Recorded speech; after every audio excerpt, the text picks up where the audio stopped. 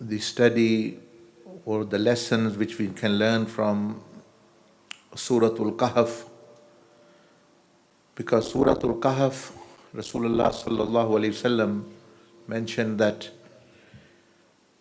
the recitation of the verses of Suratul Kahf in the beginning and 10 at the end can even save oneself from the biggest ever fitna and trial of Dajjal.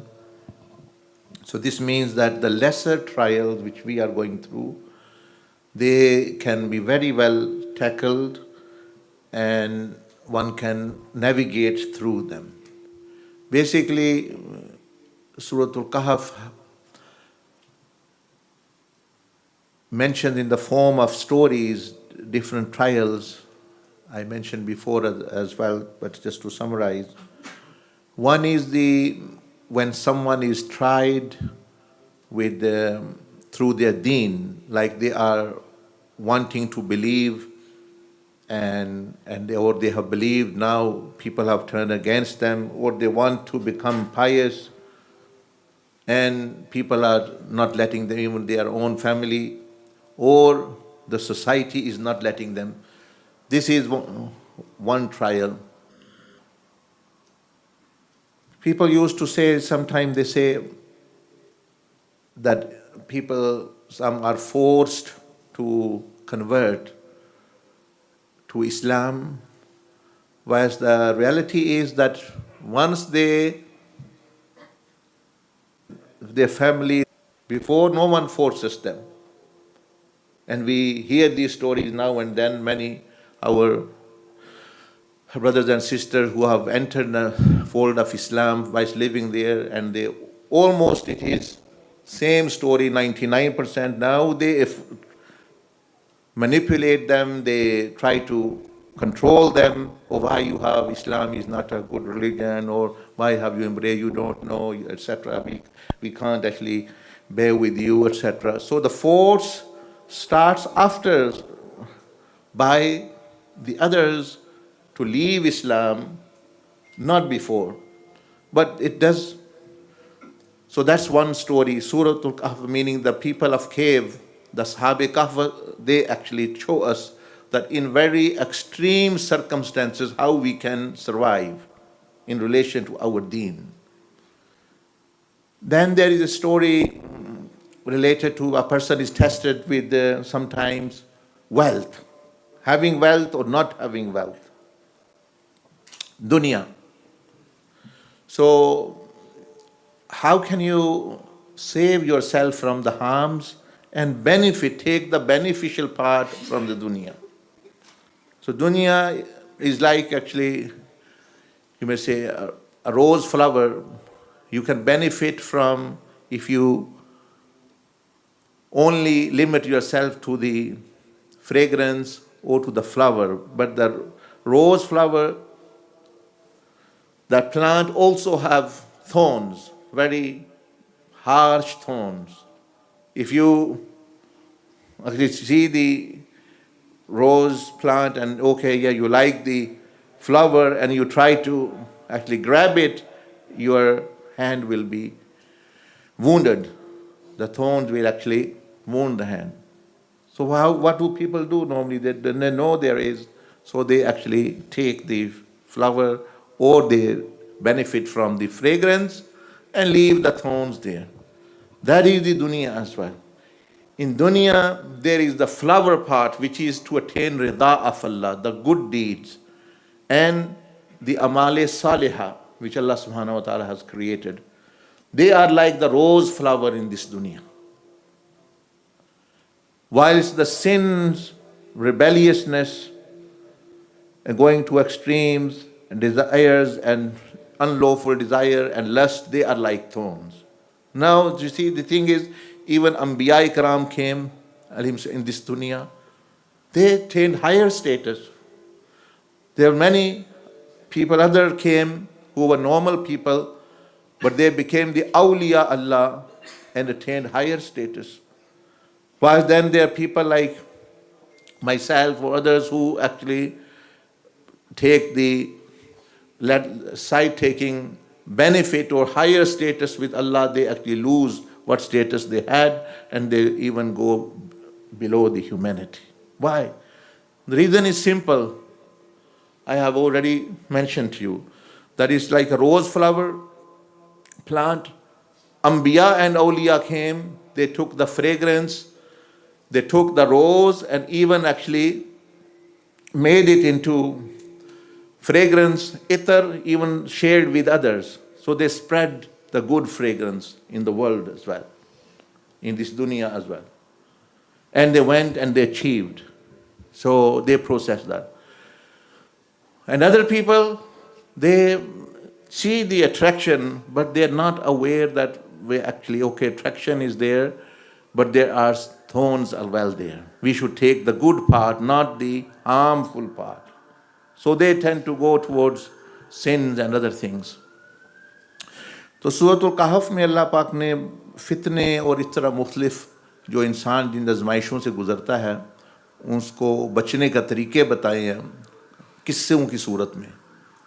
सहाबे कहफ का किस्सा जो है इस सूरत में बताता है कि दीन के मामले में अगर बंदे को मुश्किल पेश आ रही है, वह दीन बंदे ने कबूल कर लिया है लेकिन लोग खिलाफ हो गए हैं, हुकूमत खिलाफ हो गई है, या वो उसने नेक अमल शुरू कर दिया है, इस्लाम पर अमल, फैमिली, बीवी, बच्चे, बाज़ दफ़ा ये खिलाफ हो जाते हैं, बाज़ दफ़ा मुआशरा, तो क्या करना है फिर?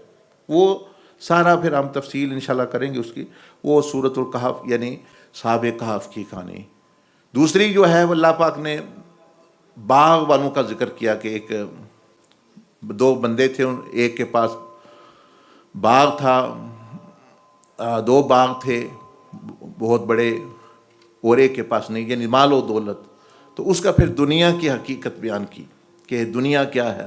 तो दुनिया की मिसाल मैंने आपको मिसाल अभी जो दी है वो जैसे गुलाब का फूल होता है, तो गुलाब के फूल के साथ कांटे भी होते हैं। तो जिन लोगों को तो पता है वो फूल ले लेते हैं, खुशबू ले लेते हैं, कांटों को छोड़ देते हैं, बचते हैं।